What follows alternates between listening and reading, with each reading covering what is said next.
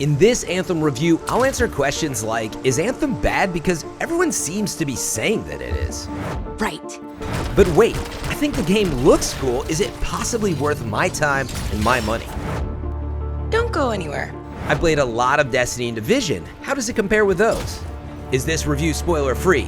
Yes. Will I swear a lot? Nah. Ah, perfect. I'm so glad you offered.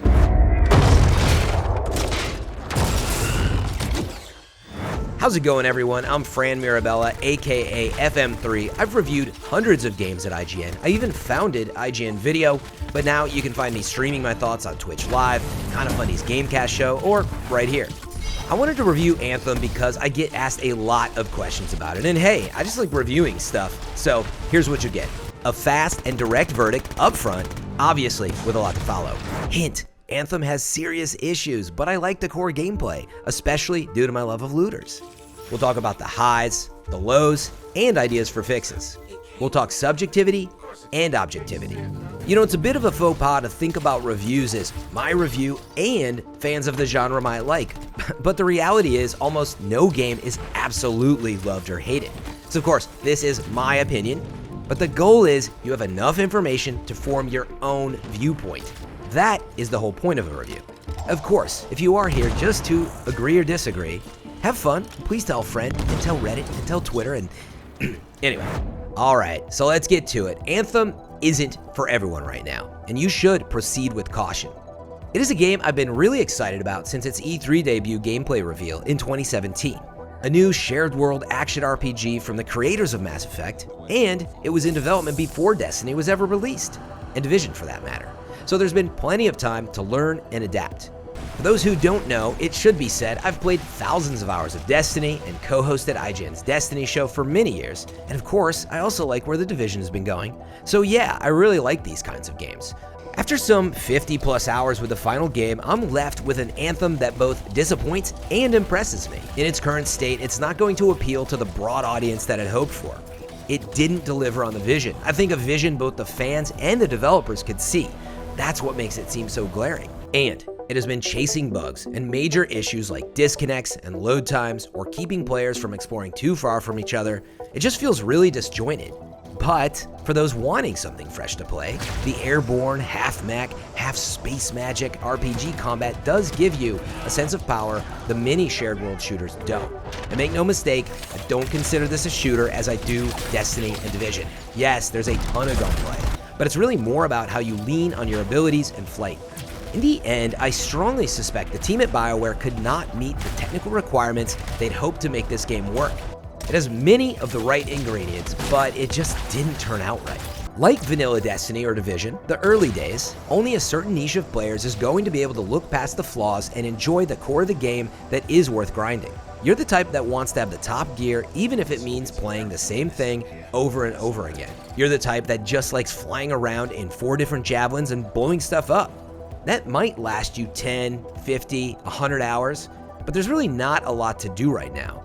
And it's going to need an active player base because the experience is way more ideal with friends on voice chat. I am that type of player. The production values on the Javelins, the world, and for example the Strongholds Swarm Tyrant boss are awesome aspects.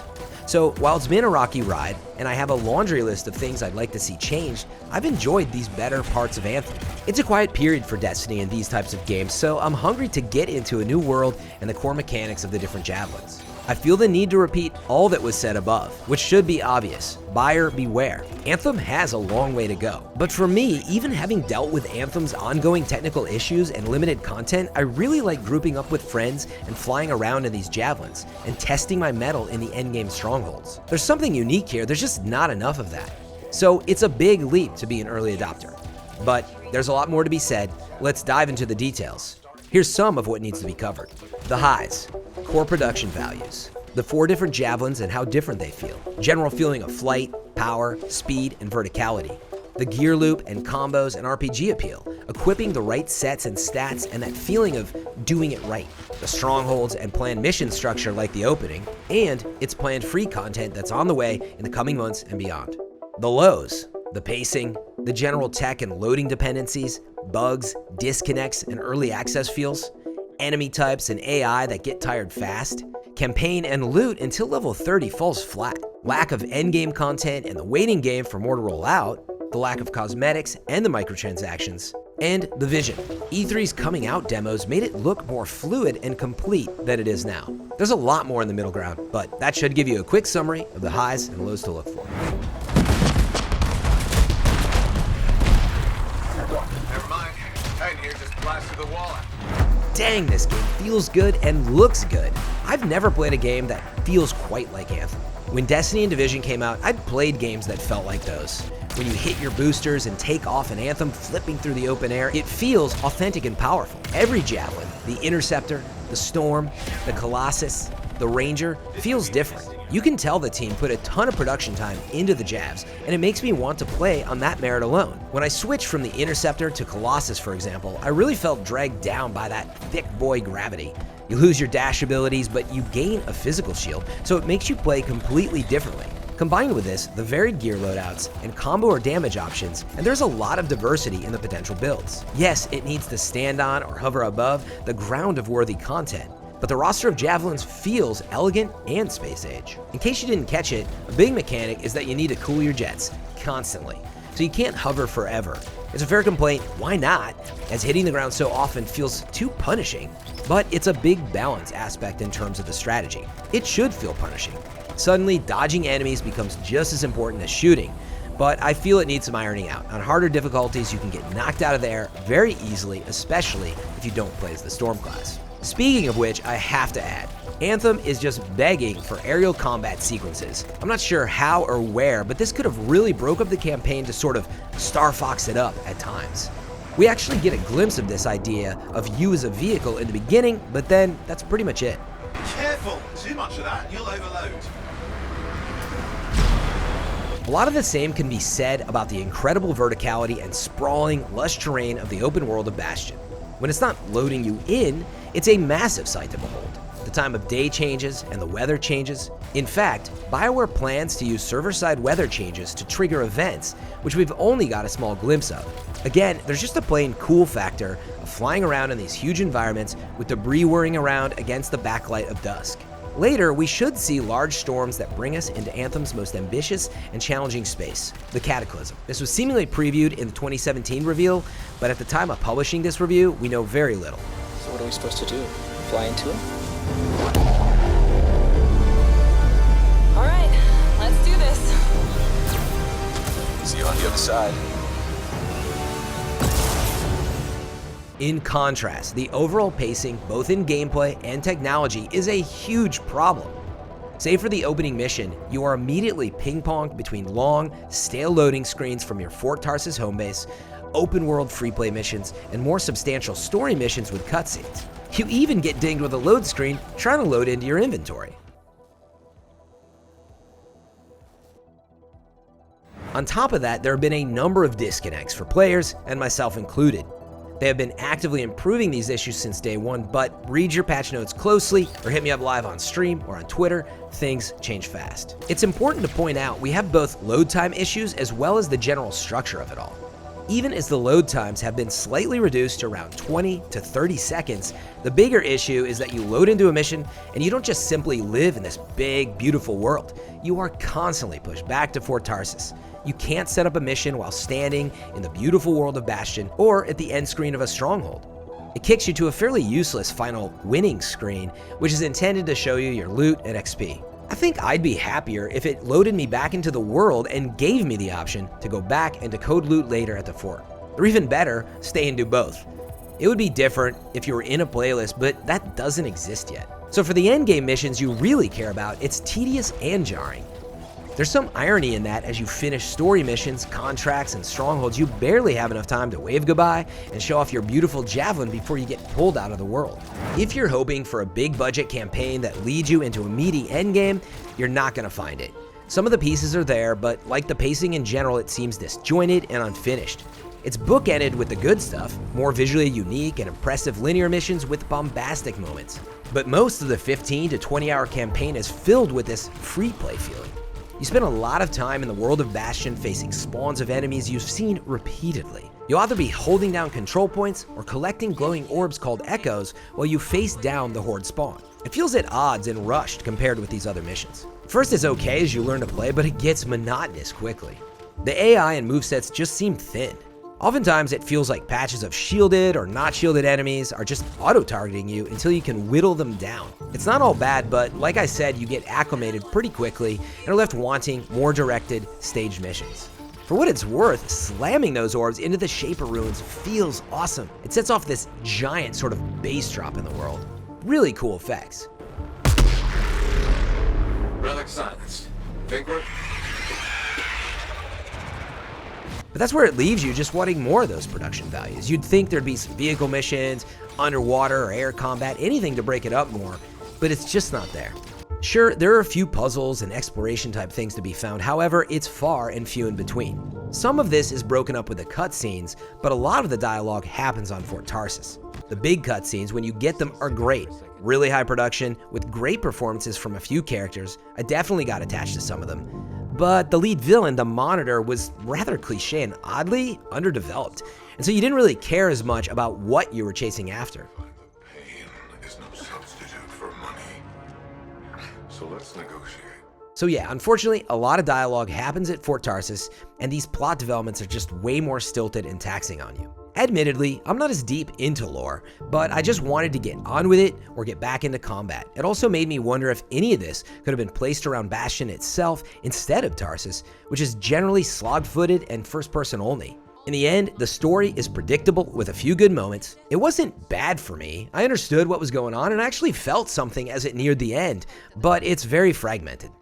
Additionally, the single worst offense to pacing is when the main campaign screams to a halt and demands you grind free play, opening treasure chests and meleeing enemies until you meet some challenge goalposts. Almost everyone I've spoken to could not wait to get past this. I sincerely hope they make this quicker or patch it out in the future. Whatever the intention, if it was just to let you group up, explore, or experiment, it is just too undirected. All of this leads to unlocking strongholds at the end. These are effectively high challenge strikes with a boss at the end. But wait a tick, they're really fun.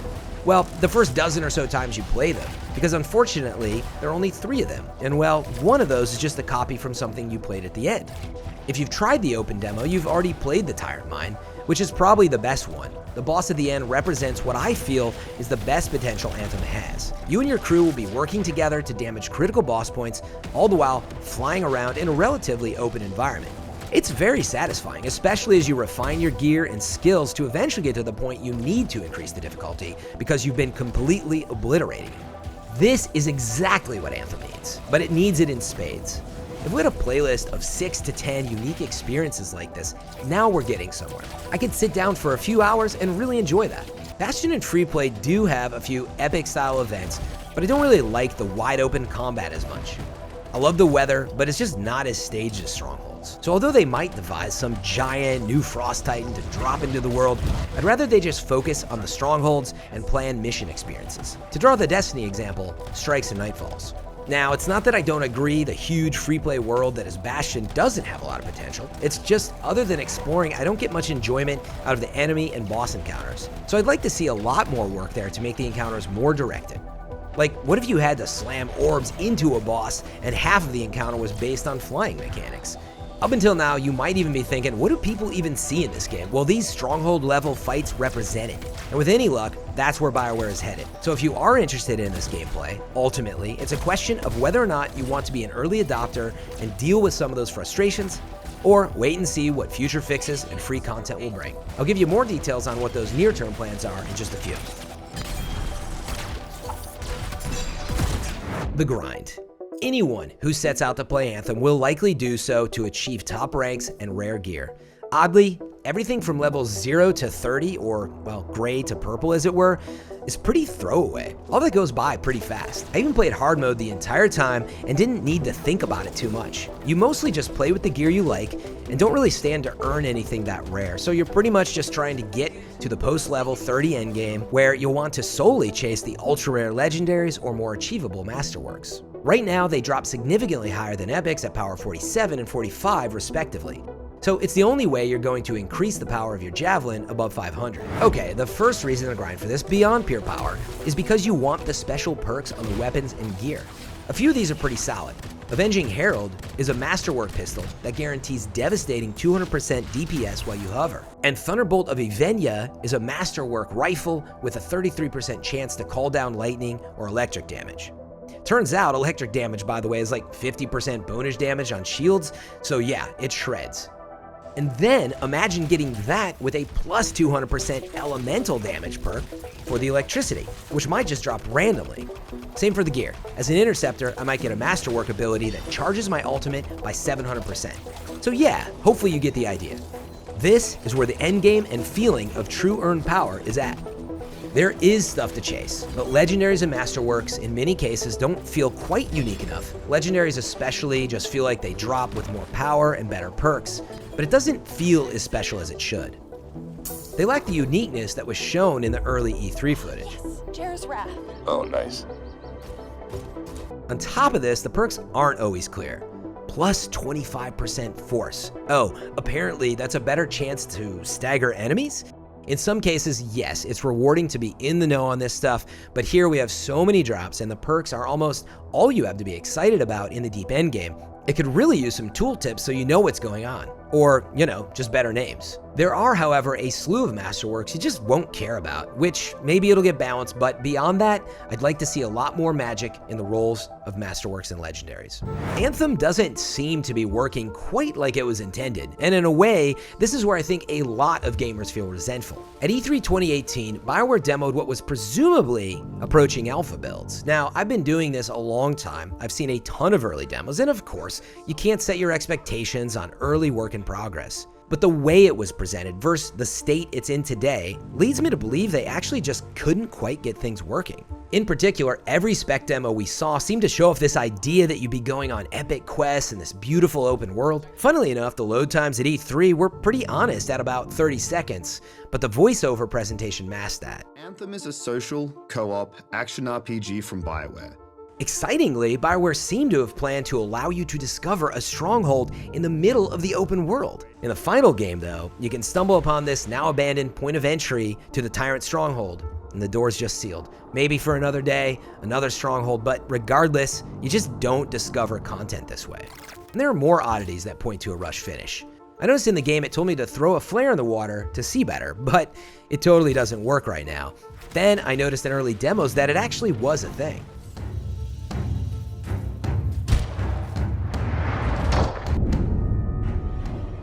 It just seems unfinished. For example, BioWare was also talking about having players being careful or the enemies might call in reinforcements, which is not a gameplay mechanic currently. Now, I'm not even saying it needs that. Games change, and for all we know, it was in the game and it was annoying. But the point is, BioWare's E3 demonstrations were the vision we expected and dare I say needed. Even a small touch like ending a contract quest on the discovery of a stronghold would have made the campaign seem so much more cohesive. But it lacks these touches, and instead, you gotta load back into Fort Tarsus. There's only so much to do in the endgame, so what's next? For now, you can play the 3 strongholds, as well as free play and the contract missions and some side story stuff on Grandmasters level 1, 2, or 3. They need balancing to be worth it though, as there's no real change in the enemy AI, it just sort of takes more time and thinking to run down the enemies. Grandmaster 1 feels pretty good, but beyond that, you're just left asking, why bother? In between now and May 2019, BioWare promised additional free content as part of Act 1. This is on top of the patches and store updates. So that means Acts 2 and 3 will be later this year and beyond. In Act 1, you'll get an additional stronghold in April. It promises new legendary missions, special free play events, and new items in March and April. Guilds or clan functionality, which did not make it in time for final release, is said to be coming before May. Leaderboards, presumably for power levels or possibly speedruns, are on the way, in addition to a mastery system which is for expanded progression, both of which are headed out in April. This all comes ahead of the Cataclysm event, the aspirational high challenge content in May 2019, so it means that it's probably likely you'll need to grind through this progression to be ready for Anthem's raid-like content. One more thing that's heavily needed: cosmetics. BioWare does plan to release Elysian Stronghold caches this March. You'll likely need to earn this stuff in Strongholds, which is a solid addition for the endgame. But on that topic, and this could be a 20-minute video of its own, cosmetic gear is sparse in Anthem at launch. The customization of paint and materials is awesome. It's really remarkable they're letting players express themselves in amazing, or if you want, hideous ways. However, in terms of actual armor pieces, it's a letdown. It feels like the pre-order Legion of Dawn armor was some of the best looking gear, which you didn't have to earn. Beyond that, there are only 2 more sets to earn at launch, one of which you can only buy when it's in rotation at the store.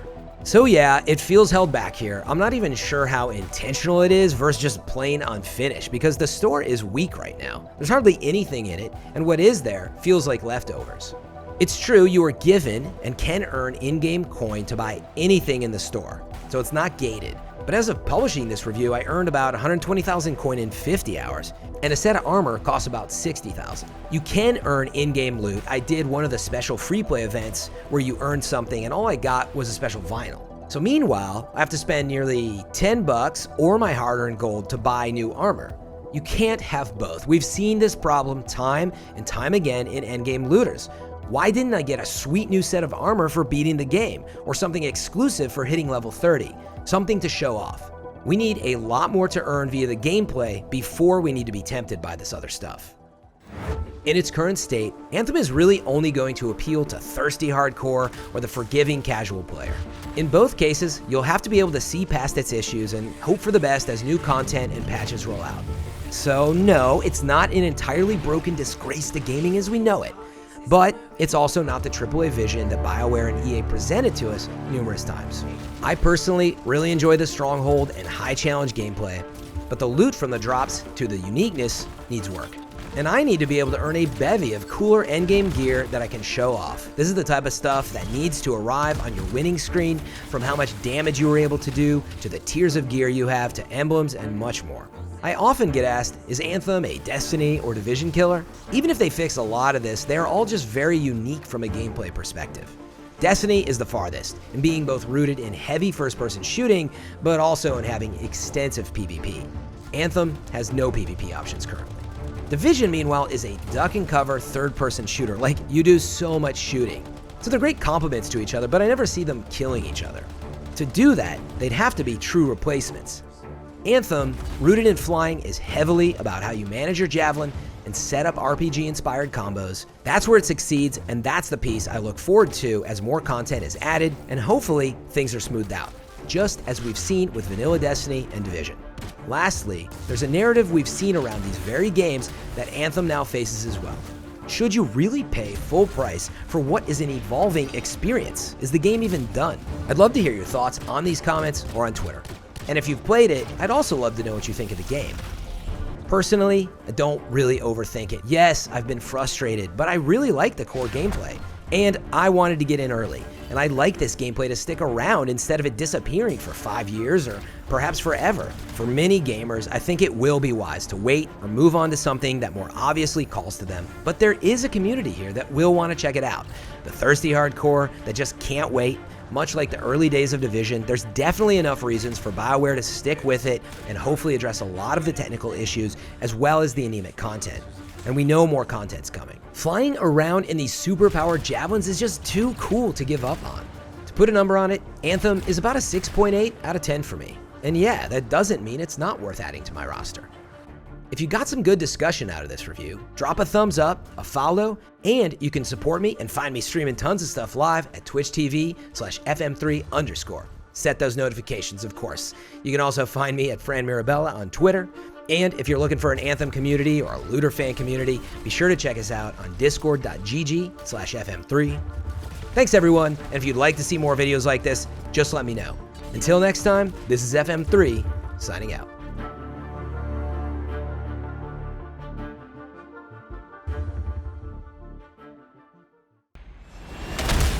I'm at the coordinates, Owen. Impressive entrance, as usual. Nice to be appreciated. Don't sell yourself short, mate. A cipher couldn't ask for a better partner. You could ask, but not many of us left. The relay's a short flight away. Easy contract so far. Easy keeps you alive. Wouldn't call this living. Expecting sensors every month. Yeah, pays the bills. Not exactly the freelancer motto.